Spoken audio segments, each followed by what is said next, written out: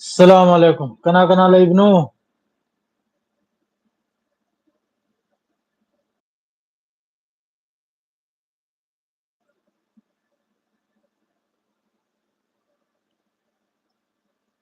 mile de thoglo pau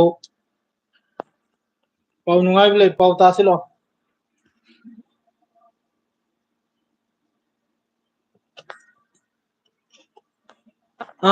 gaza manung idf ki lanmi ani ma terminal manung da okhai dana laikidre amasu leitabagi lambi dani haju lairise moi ahum ni yam sathin sokrise anim di pumsi sire mafamda amadi yam sathina wa alaikum assalam yam sathina soi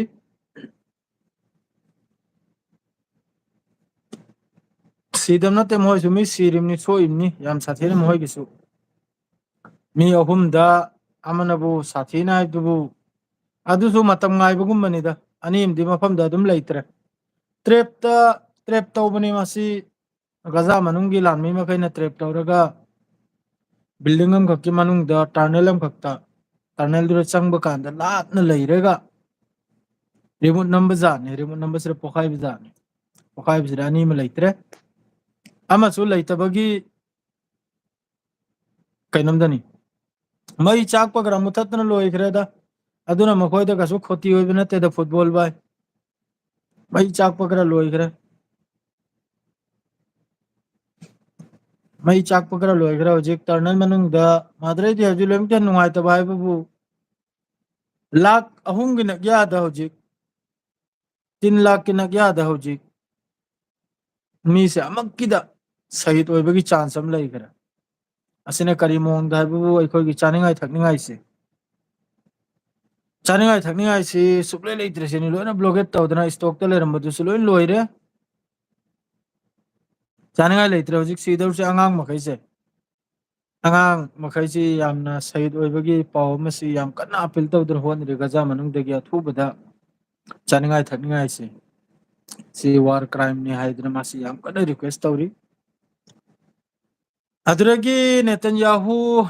Azerbaijan de chakanibdu Turkey na magi mathakta paibe yaroi haina adusu cancel tawre chappadusu mai taraftagi aduragi Houthi gi taraftagi mohoi gi airport ta Israel gi airport Ben Gurion harbi airport tuda Houthi gi direct hit ni direct mafam duda do Israel na su accept tawrakle makhoi gi Iron Dome adredi makhoi gi thar haina kra makhoi gi leirido air defense adu makai du fail oi kra na sigi matang sida direct hit ni adu 24 hours sigi manung da Yemen gi mathakte yamna chawna lan tawbagi pawam su nahandagi Yemen gi mathak se de Israel gi taraf te gi lan se tawde ma se America na thingna thamim na nang gaza honri do hon ho khoi thokpa ya khoi na Yemen gi mathakta lan tawne na adu America gi taraf te gi ju Yemen da air strike ama matawse subleb lepte Sirlem ke nungai tapsi mi lak ahum gi nagya da hojik chak chaningai leite dana kap laudna ni risida sukyamba te country makai sina wama wahed kalamam tawra khidrim wama ngala khidrim statement am pira khidrim amak gire si ga dawrim ni sahid oi dawrim ni nini hum ni sida sumbu ngasi 57 sahid oi khare ngasi adu chu chak na maram oirega war crime hadu sidena nattaba thabuk karimta leitram hayu village boy Sadiq kananoi gyanam tadre akoi moichingi orib jala taw tolan kawresina dei bu khangba mi oramani adukumba thabuk to tawrimni madu leiri makhaisina wa ma ngangde adre hojikki makoi gi gaza manungde explosive oidana mahoi mioi ahum idf ki mioi ahum sibagumani anim di mafam dru loira amanu adusu phajana ikoi gi trap tawraga building am khakki manungda surungumbam dekhairega makoi makaise kaurak panaba idf ki lan mi makaise ꯊꯤꯗꯅ ꯂꯥꯛꯄꯁꯤꯗ ꯃꯥꯗ꯭ꯔꯦ ꯃꯅꯨꯡꯗꯨꯗ ꯆꯪꯂꯦ ꯃꯈꯣꯏꯅ ꯂꯥꯞꯅ ꯌꯦꯡꯕ ꯂꯥꯞꯅ ꯌꯦꯡꯂꯒ ꯃꯈꯣꯏꯁꯤꯗꯤ ꯆꯪꯈ꯭ꯔꯦ ꯍꯥꯏꯕ ꯇꯥꯟꯖꯥꯁꯤꯗ ꯑꯩꯈꯣꯏꯒꯤ ꯑꯦꯛꯁꯄ꯭ꯂꯣꯁꯤꯞꯁꯨ ꯑꯣꯏꯍꯟꯕꯅ ꯑꯗꯨꯅ ꯍꯧꯖꯤꯛ ꯒꯖꯥ ꯃꯅꯨꯡꯁꯤꯗ ꯂꯣꯏꯅ ꯃꯐꯝ ꯃꯐꯝꯗ ꯂꯣꯏꯅ ꯑꯩꯈꯣꯏꯒꯤ ꯑꯦꯛꯁꯄ꯭ꯂꯣꯁꯤꯞꯁꯦ ꯁꯨꯔꯨꯡꯒꯤ ꯃꯃꯥꯏ ꯑꯗꯩꯗꯤ ꯕꯤꯜꯗꯤꯡ ꯑꯀꯥꯏꯕꯒꯤ ꯃꯔꯛ ꯂꯝꯕꯤ ꯂꯇꯥꯡꯁꯤ ꯂꯣꯏꯅ ꯍꯧꯖꯤꯛ 40% ꯃꯈꯣꯏꯅ ꯍꯧꯖꯤꯛ ꯐꯥꯎꯗ 40% ꯃꯈꯣꯏꯅ ꯄꯥꯏꯖꯟꯅꯅ ꯊꯝꯃꯤꯕꯅꯤ ꯒꯖꯥ ꯃꯅꯨꯡꯉꯥꯏꯗ 40% ꯃꯈꯣꯏꯒꯤ ꯀब्ꯖꯥꯗꯅ ꯑꯗꯨ ꯑꯂꯦꯝꯕ 60% ꯁꯤꯗ ꯂꯥꯟꯍꯧꯕ ꯃꯈꯩꯁꯨ ꯂꯩꯔꯤꯕꯅꯤ ꯂꯩꯕꯥꯛ ꯃꯅꯨꯡ ꯇꯔꯅꯦꯜ ꯃꯅꯨꯡꯁꯤꯗ ꯑꯗꯨ ꯑꯔꯣꯏꯅ ꯃꯈꯣꯏꯒꯤ ꯔꯤꯖꯥꯕꯇ ꯂꯩꯕ ꯐꯣꯔꯁ 10,000ꯒꯤ ꯃꯊꯛꯇ ꯑꯗꯨꯁꯨ ꯀꯩꯅꯣꯝ ꯇꯧꯔꯛꯄꯒꯤ ꯋꯥꯅ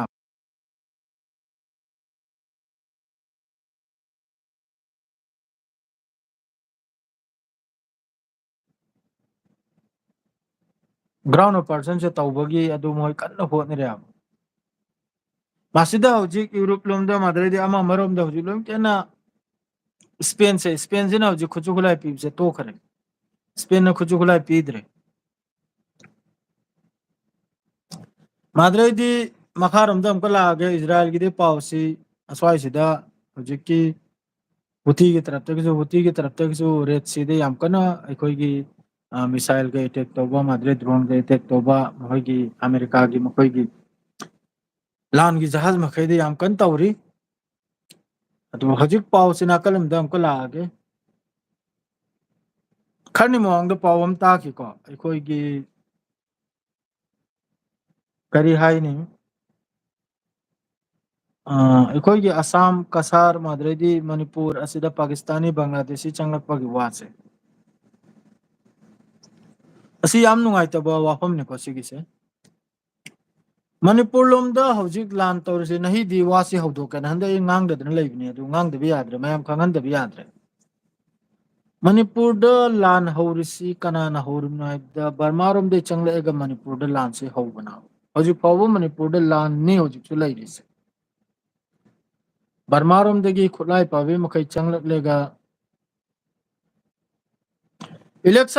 ꯏꯂꯦꯛꯁꯟꯗꯤ ꯑꯜꯍꯝꯗꯨꯂꯤꯜꯂꯥ ꯏꯂꯦꯛꯁꯟꯒꯤꯗꯤ ꯄꯩꯁꯥ ꯗꯤꯃꯥꯟ ꯈꯔ ꯇꯧꯔꯝꯕꯩ ꯄꯥꯎꯗꯣ ꯑꯗꯨꯝ ꯇꯥꯏ ꯑꯗꯨꯁꯨ ꯍꯌꯦꯡ 11 ꯇꯥꯔꯤꯛꯀꯤ ꯅꯨꯡꯗꯥꯡꯗ ꯑꯗꯨꯒꯤ ꯚꯤꯗꯤꯑꯣ ꯊꯥꯡꯒꯠꯂꯛꯀꯅꯤ ꯄꯩꯁꯥ ꯗꯤꯃꯥꯟ ꯇꯧꯔꯝꯕ ꯃꯤꯑꯣꯏ ꯃꯈꯩꯗꯣ ꯑꯗꯨꯝ ꯇꯧꯗꯅ ꯃꯊꯪ ꯑꯗꯨꯝ ꯏꯂꯦꯛꯁꯟꯒꯤꯁꯨ ꯚꯤꯗꯤꯑꯣꯁꯤ ꯃꯊꯪꯒꯤ ꯉꯝꯂꯁꯨ ꯉꯝꯗ꯭ꯔꯁꯨ ꯑꯆꯨꯝꯕꯗꯨꯗꯤ ꯃꯌꯥꯝ ꯃꯃꯥꯡꯗ ꯊꯝꯗꯕ ꯌꯥꯗꯦ ꯍꯛ ꯋꯥꯗꯨꯗꯤ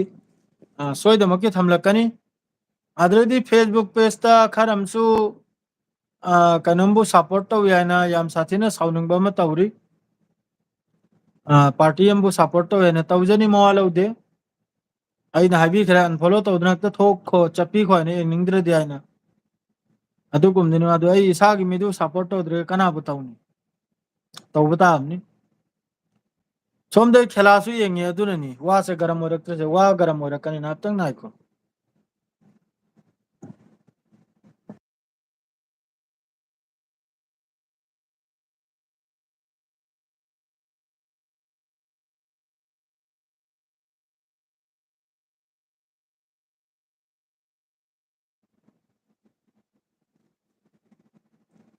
ꯏꯂꯦꯛꯁꯟꯁꯤꯗꯤ ꯍꯟꯗꯛ ꯌꯥꯝ ꯁꯥꯊꯤꯅ ꯅꯨꯡꯉꯥꯏꯈ꯭ꯔ ꯃꯥꯜꯂꯦ ꯌꯥꯝ ꯁꯥꯊꯤꯅ ꯚꯣꯠꯁꯨ ꯀꯥꯁ ꯑꯣꯏꯅ ꯇꯥꯏ ꯑꯗꯩꯗꯤ ꯌꯥꯝ ꯁꯥꯊꯤꯅ ꯁꯤꯗ ꯑꯩꯈꯣꯏꯒꯤ ꯆꯥꯒꯣꯔꯒꯤ ꯂꯝꯆꯠ ꯆꯠꯄꯁꯨ ꯌꯥꯎꯈ꯭ꯔꯦ ꯃꯤꯅꯥꯏꯒꯤ ꯂꯝꯆꯠ ꯆꯠꯄꯁꯨ ꯌꯥꯎꯈ꯭ꯔꯦ ꯃꯤꯑꯣꯏ ꯈꯔ ꯆꯥꯒꯣꯔ ꯍꯥꯏꯕ ꯇꯥꯔꯦ ꯃꯤꯅꯥꯏ ꯍꯥꯏꯕ ꯇꯥꯔꯦ ꯈꯥꯎ ꯄꯥꯏꯕ ꯍꯥꯏꯕ ꯇꯥꯔꯦ ꯈꯪꯉꯤꯕ꯭ꯔꯥꯅꯦ ꯑꯩꯈꯣꯏ ꯃꯁꯦꯟꯁꯤ ꯈꯠꯅꯍꯟꯕꯒꯤ ꯊꯤꯅꯍꯟꯕꯒꯤ ꯑꯁꯤꯁꯨ ꯌꯥꯝ ꯀꯟꯅ ꯇꯧꯔꯝꯂꯦ ꯄꯣꯂꯤꯇꯤꯛꯁꯁꯦ ꯃꯑꯣꯡꯒꯤ ꯑꯗꯨ ꯏꯟꯁꯥꯜꯂꯥ ꯔꯤꯖꯥꯜꯗ ꯃꯥ ꯎꯕ ꯐꯪꯒꯅꯤ ꯔꯤꯖꯥꯜꯗꯃꯛ ꯃꯥꯏ ꯄꯥꯛꯄ ꯉꯝꯗ꯭ꯔꯁꯨ ꯃꯈꯣꯏꯕꯨꯗꯤ ꯄꯨꯔꯥ ꯑꯦꯛꯁꯄꯣꯖ ꯇꯧꯔꯝꯒꯅꯤ ꯁꯣꯁꯤꯌꯦꯜ ꯃꯤꯗꯤꯌꯥꯗ ꯐꯖꯅ ꯍꯥꯏꯔꯛꯀꯅꯤ ꯃꯈꯣꯏ ꯃꯔꯝꯗ ꯀꯔꯤꯝꯇ ꯑꯗꯨꯏ ꯇꯦꯟꯁꯟ ꯂꯧꯔꯨꯅꯨ ꯏꯂꯦꯛꯁꯟꯒꯤ ꯃꯗꯨ ꯍꯧꯖꯤꯛꯀꯤ ꯃꯤ ꯍꯥꯏꯕꯁꯤ ꯃꯅꯤꯄꯨꯔ ꯂꯣꯝꯗ ꯑꯃꯔꯣꯝꯗ ꯍꯧꯖꯤꯛꯀꯤ ꯏꯔꯥꯡ ꯊꯣꯛꯏꯁꯤ ꯑꯩꯒꯤ ꯍꯤसाꯕꯇꯗꯤ ꯁꯤ ꯕꯔꯃꯥꯔꯣꯝꯗꯒꯤ ꯆꯪꯂꯛꯂꯒ ꯈꯨꯠꯂꯥꯏ ꯄꯥꯏ ꯃꯈꯩ ꯆꯪꯂꯛꯂꯒ ꯈꯨꯠꯂꯥꯏ ꯄꯥꯏ ꯃꯈꯩ ꯆꯪꯂꯛꯂꯒ ꯑꯗꯨꯒ ꯂꯥꯟꯁꯦ ꯍꯧꯔꯤꯕꯅꯤ ꯍꯥꯏꯅ ꯑꯩꯒꯤ ꯍꯤସାꯕꯇꯗꯤ ꯑꯁꯤ ꯂꯧꯖꯩꯀꯣ ꯑꯗꯨ ꯃꯌꯥꯝꯅꯗꯤ ꯀꯔꯤ ꯈꯟꯖꯔꯤꯕꯅꯣ ꯑꯗꯨꯗꯤ ꯈꯪꯗ꯭ꯔꯦ ꯍꯥꯏꯗꯤ ꯃꯅꯨꯡꯗꯒꯤ ꯂꯥꯜ ꯍꯧꯋꯤ ꯍꯥꯏꯕꯁꯤꯗꯤ ꯑꯩ ꯁꯤꯗꯤ ꯁꯨꯛꯌꯥ ꯌꯥꯅꯤꯡꯗꯦ ꯃꯅꯨꯡꯗ ꯅꯠꯇꯕ ꯃꯤ ꯂꯩ ꯍꯥꯏꯕꯁꯤꯁꯨ ꯑꯗꯨ ꯑꯣꯏꯔꯁꯨ ꯑꯝꯇꯪꯗꯤ ꯌꯦꯡꯊꯣꯛꯄ ꯌꯥꯏ ꯀꯩꯁꯨ ꯀꯥꯏꯗꯦ ꯊꯤꯗꯣꯛꯀꯅꯤꯕꯅꯤ बांग्लादेशी लेब्रा पाकिस्तानी लेब्रा से सी अमक्तंग थिदोकनी ने कोई मैम चंगदना अदु अचलददी मासी बर्मारोमदगी खुलाई पाई मखै चंगलएग लानसे हौरिबो ओरमगना इतैदि खल्ली करायदि हजिक तौनरिसिसु बर्मादे चंगलपम होगी मिलिटेंट्स मखै गना हजिक मणिपुरदा लान तौनरिसे बर्मारोमदे हैजलपम हैसिना अदु अदु महिदु तो ओरमगनी अदुगा बर्मारोमदे हजिक हायरिसिनाबु पाकिस्तानी सु लई माद्रेदी बांग्लादेश लेरमसु याय कुनो थिक लैते अदुसु अमतंग इंफोकपदुनदी थिदोकनबदुनदी अमतंग फै चे चांग अमा अमा अदुसु अयामबदा सिदा अइगी हिसाबतदी बर्मारोमदे मिलिटेंट्स ओइना थेंगनेना खल्ली खुलाई पाई मखैसे हजि मणिपुरदा इरांग तौरिसे नुंगाइते याम साथिन नुंगाइते हजि फावबा युम हंजलबा ngamdadana कोंगाय अमा अखोगी रिलीफ कैम्पदा अमा कैम्पदा लैरि याम साथिन नुंगाइते सिमाद्रेदी ममांगैदा मिहोय खर मिहोय angang api api pa hat khiba ama matau adusu yam satin nungaite yam satina nungaite bai hoju fawba mitchida udna lei sengna haibda onthok nungai khidro thabduk ne adu tawreiba lan makhaisi loina israel gi khasla chapang angtani israel gi lambi de chapang angtani hojik tawreise manipur manung de lan tawrise israel gi nakse kadam de chappa kanglup na na ba hojik lan tawrise mohoi gi nakse kadam de chappa mi saf wani sida mawalo de support to por karim ta khalli balli khangi brane makhoi du lan hawbu makhai du changjal ai makhai du barmarom de gi loina hojiki Filistin de tawriba fifam se sigi nakse kadam de chappa mi ngam tana khulai pai mai changle du sida ya koi mi makhai na gyan ta adrim na gyan tawa bo matam lai riawa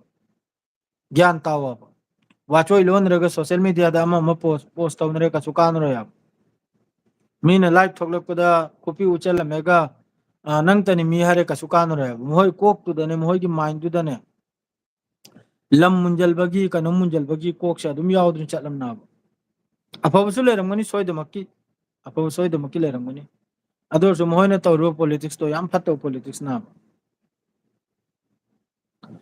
S election सिदी करी हायरुनी election सिदी एखोय लेहउदब सिदी पूरा खुत्तेक पगुमनी सेंगना हाइबदम अदु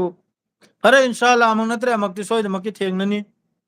अदुगा अफना election सिदी ओहेलरो अमुक फावबा फजना election सिदी ओहेलरो करिगायदी खुलक खुलक खुदिंगदनी सि एखोय खुलकत्रसु मी मरी मंगा एखोयगी खाव पाइबे यामना चुगुर खुरी तौबा अदरे चमचा खर लैरि खंगिब्राने अदु मखैदु नायखोदा 11 तारिख ngarimni 11 तारिख की मतुंगदा अदरे मियोय खरगा फेसबुक ता याम साथिन आयपा साब लैरि खंगिब्राने पहली लीना कानी दे इंशाल्लाह कानी नहोय मैम नबु पी ख्यादु सोयदमकी कानी करी कारोय दौरी नते दे ना जब दी अदरे चमचागिरी तौबु मैम यावख्र मारेदा चमचागिरी तौबा हाइबदुबु बुत पीनी हायरगा माद्रेदी नुमदांग नबु मीटिंग फम्मुबा अमगा माद्रेदी अदुगुंबा फिफम मैम यावख्र मारेदा माद्रेदी कनोमलोमदसु यामना अखोयगी मोंग मोंगी वासे ngang मैम यावख्रे अखोयगी अखोय ताव अम लाई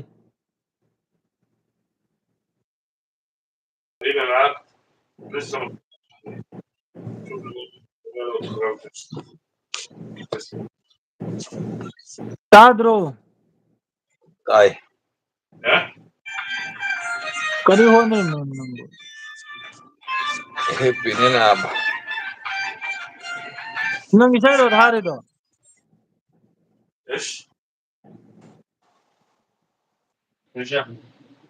नाल इसे ताजल में आज गाजा की पाव नुआई ने इजराइल में चक्कर लोय रहा है सरा सिले ने ना मी लाग होंग न यादने मक्किदा सही ओइबगी फिवम दले इग्रेस इजराइल में चक्कर नहीं से कराई ने मी सुलाके को मेनम तो उड़े कम तो फेस यूट्यूब से मोंगम ने मकोल खरीदन कल लदी जर्जर लाउं चंगले ये मकोल दु कंद्री दोना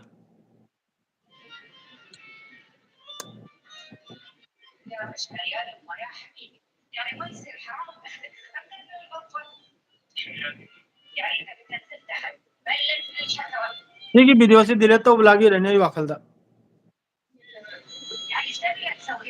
मई क्या पगी मतांग दो है हां नन खबर बीरी ब्रा खबर पीदन लोई खरेदा ते खबर है खरंग इलेक्शन लोंग डोम दा तारे इमनी दा अच्छा ꯑꯗꯣ ꯀꯩꯅꯣꯝꯂꯣꯝꯒꯤ ꯑꯃꯨꯛ ꯃꯅꯤꯄꯨꯔꯂꯣꯝꯒꯤ ꯀꯔꯤ ꯈꯕꯔ ꯃꯅꯤꯄꯨꯔ ꯂꯣꯝꯗꯗꯤ ꯃꯅꯤꯄꯨꯔꯗ ꯍꯥꯏꯔꯤ ꯄꯥꯀꯤꯁꯇꯥनी ꯕꯪꯒ꯭ꯂꯥꯗꯦशी ꯂꯩꯔꯦ ꯑꯗꯨ ꯈꯣꯝꯗꯣꯛꯀꯅꯤ ꯈꯣꯠꯇꯣꯛꯀꯅꯤ ꯍꯥꯏꯅ ꯃꯗꯨ ꯑꯩꯅ ꯍꯥꯏꯔꯤꯕꯅꯕꯨ ꯕꯔꯃꯥꯔꯣꯝꯗꯩ ꯆꯪꯂꯛꯄꯁꯦ ꯍꯥꯟꯅ ꯊꯤꯡꯉꯨ ꯍꯥꯏꯗꯅ ꯍꯥꯏꯖꯔꯤꯕꯅꯤꯗ ꯃꯌꯥꯝꯗ ꯅꯪ ꯒꯣꯕꯔꯅꯔꯒ ꯋꯥꯔꯤ ꯁꯥꯔꯕꯣ ꯀꯔꯤ ꯅꯪ ꯐꯣꯟ ꯇꯧꯕ꯭ꯔꯕ ꯒꯣꯕꯔꯅꯔꯒ ꯐꯣꯟ ꯇꯧꯕꯩ ꯋꯥ ꯅꯠꯇꯦꯗ ꯀꯔꯤꯒꯗꯤ ꯃꯣꯏ ꯁꯣꯁꯤꯌꯦꯜ ꯃꯤडियाꯗ ꯑꯃ ꯄꯥꯎ ꯐꯥꯎꯗꯣꯔꯛꯏꯕ ꯍꯥꯏ ꯃꯅꯤꯄꯨꯔꯁꯤꯗ ꯄꯥꯀꯤꯁꯇꯥꯅꯤꯁꯤ ꯀꯔꯣꯝꯗꯩ ꯂꯥꯛꯀꯅꯤꯅ ꯅꯪꯁꯨ ꯈꯤꯇꯪ ꯍꯥꯏꯔꯛꯎꯗꯅ ꯃ꯭ꯌꯥꯟꯃꯥꯔ ꯔꯣꯝꯗꯩ ꯃꯦꯟꯃꯥꯔ ꯂꯣꯝꯗꯩ ꯂꯥꯛꯐꯝ ꯂꯩꯕ꯭ꯔꯣ ꯂꯩ ꯃꯅꯤꯄꯨꯔꯗ ꯂꯣꯏꯅ ꯑꯌꯥꯝꯕ ꯄꯥꯀꯤꯁꯇꯥनी ꯕꯪꯒ꯭ꯂꯥꯗꯦꯁꯤ ꯆꯪꯉꯤ ꯃꯅꯤꯄꯨꯔꯗꯔꯣ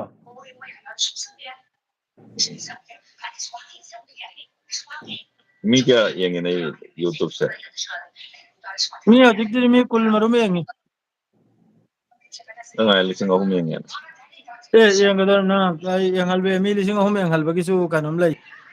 ꯇꯧꯅꯨꯗ ꯕꯗꯅꯥꯝ ꯇꯧꯅꯨꯗ ꯑꯗꯨꯗꯤ ꯅꯥꯕ ꯅꯪꯒꯤꯗꯨ ꯍꯦꯟꯖꯜꯂꯦꯗ ꯀꯔꯤ ꯃꯑꯣꯡꯗꯅ ꯀꯨꯀꯤ ꯆꯪꯂꯛꯑꯦ ꯍꯥꯏꯌꯨ ꯑꯃ ꯆꯪꯂꯛꯑꯦ ꯍꯥꯏꯌꯨ ꯑꯗꯨꯝ ꯌꯥꯅꯤ ꯑꯗꯨ ꯅꯠꯇꯕꯤꯗ ꯅꯪꯅ ꯍꯦꯛꯇ ꯕꯪꯒ꯭ꯂꯥꯗꯦꯁꯤ ꯆꯪꯂꯛꯂꯦ ꯑꯃ ꯆꯪꯂꯛꯂꯦ ꯍꯥꯏꯅ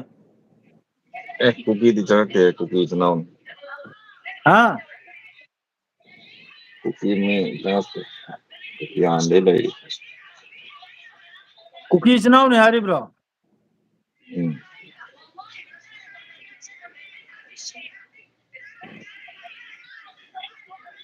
ꯑꯩꯈꯣꯏ ꯏꯃꯥꯗꯣ ꯀꯨꯀꯤꯅꯦ ꯑꯗꯨꯅ ꯀꯨꯀꯤ ꯑꯩꯈꯣꯏ ꯃꯃꯥꯅꯤ ꯐꯦꯁꯕꯨꯛ ꯂꯥꯏꯚ ꯇꯧꯁꯤꯔꯣ ꯑꯪꯀꯜꯒꯤꯗ ꯑꯗꯨꯅ ꯐꯩ ꯁꯤ ꯅꯨꯡꯉꯥꯏꯇꯦ ꯁꯤꯗ ꯐꯦꯁꯕꯨꯛ ꯂꯩꯁꯥꯕꯤ ꯇꯧꯁꯤ ꯅꯠꯇ꯭ꯔꯣ ꯐꯖꯕꯤ ꯈꯔ ꯅꯪ ꯊꯣꯛꯂꯛꯑꯣ ꯑꯩ ꯁꯤꯗꯗꯤ ꯊꯣꯛꯂꯛꯑꯒꯦ ꯐꯦꯁꯕꯨꯛꯇ ꯎꯝ ꯑꯗꯨꯅꯤ ꯍꯩ ꯏꯇꯥꯎ ꯑꯉꯥꯎꯕꯅꯤ ꯃꯥꯏ ꯋꯥꯗꯨ ꯇꯥꯖꯜꯂꯨꯅꯨ ꯁꯦꯡꯅ ꯍꯥꯏꯕꯗ ꯑꯗꯨꯝ ꯉꯥꯡꯂꯝꯃꯤꯕꯅꯤ ꯑꯉꯥꯎꯕꯅꯤ ꯑꯗꯨ ꯃꯥꯏ ꯋꯥꯁꯤ ꯌꯥꯝ ꯇꯥꯔꯨꯅꯨ